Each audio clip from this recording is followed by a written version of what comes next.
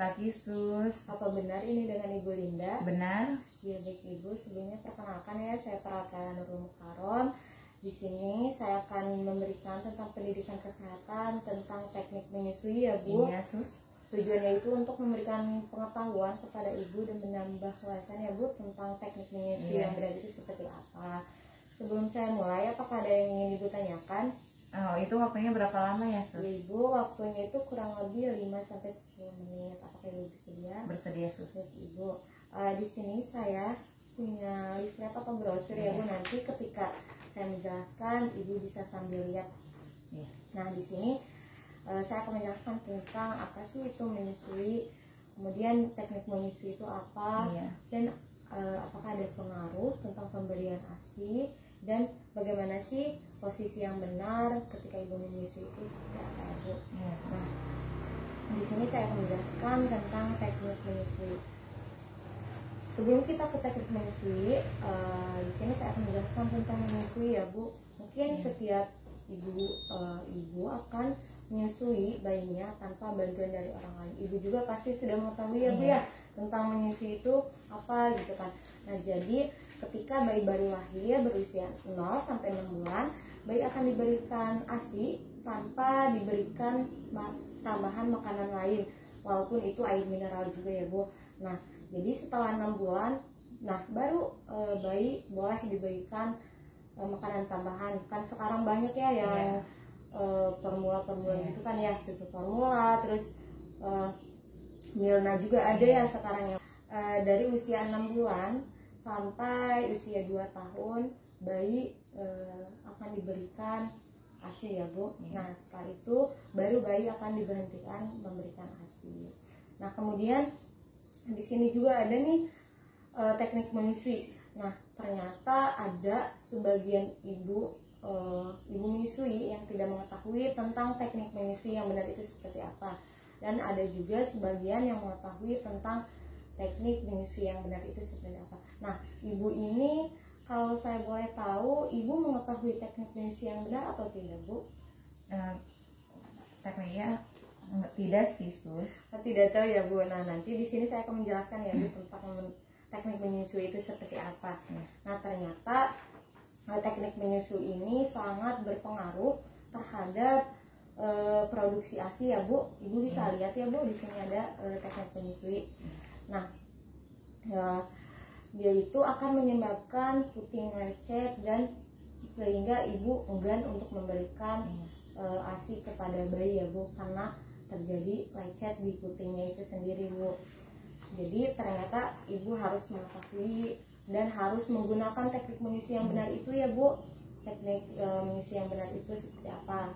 Nah, kemudian ternyata teknik menyusui ini juga sangat berpengaruh tentang kenyamanan bayi, dan ini juga berpengaruh terhadap kenyamanan ibu juga ya Bu. Nah, di sini juga ada nih Bu faktor yang mempengaruhi pemberian ASI. Ibu bisa dilihat ya Bu, di sini ada. Nah, yang pertama itu usia ibu. Nah, ternyata usia ibu juga bisa mempengaruhi pemberian ASI. Nah, kedua itu ada pengetahuan ibu. Nah, jadi pengetahuan tentang pemberian ASI sangat berpengaruh terhadap pemberian ASI juga ya Bu. Nah, jadi makanya ibu cari-cari informasi tentang menyusui itu seperti apa. Jadi jangan sembarang mengasih air ASI ya Bu. Kemudian di sini juga yang ketiga itu ada pendidikan ibu. Nah, ternyata pendidikan juga berpengaruh ya terhadap pemberian ASI. Kemudian ada juga nih tentang pekerjaan ibu. Ternyata pekerjaan ibu itu sangat mempengaruhi pemberian ASI. Jadi seorang ibu yang terus mengejar karirnya, dia sampai lupa untuk memberikan ASI kepada bayinya seperti itu Bu. Nah, ada sebagian ibu yang memberikan ASI dengan cara ASI pompa ya Bu. Nah, jika itu berkelanjutan memberikan ASI pompa, dia akan mengakibatkan payudaranya terjadi perdarahan ya Bu, terjadi ada luka gitu kan, sakit, terasa sakit. Gak mungkin kan tiap hari untuk pompa ASI, mending sebaiknya dikasih ASI eksklusif atau langsung diberikan ASI ya Bu. Nah, di sini juga ada nih Bu posisi menyusui yang benar itu seperti apa gitu kan. Nah, di sini yang pertama ada seluruh puting payudara ada di tengah mulut bayi. Jadi di si bayinya itu, di mulut bayinya itu puting payudaranya itu masuk semua, Bu. Jadi jangan ada di ujung. Jadi jangan ujungnya itu, ujung putingnya di mulut bayi, karena takutnya nanti digigit ya, Bu, sakit gitu kan.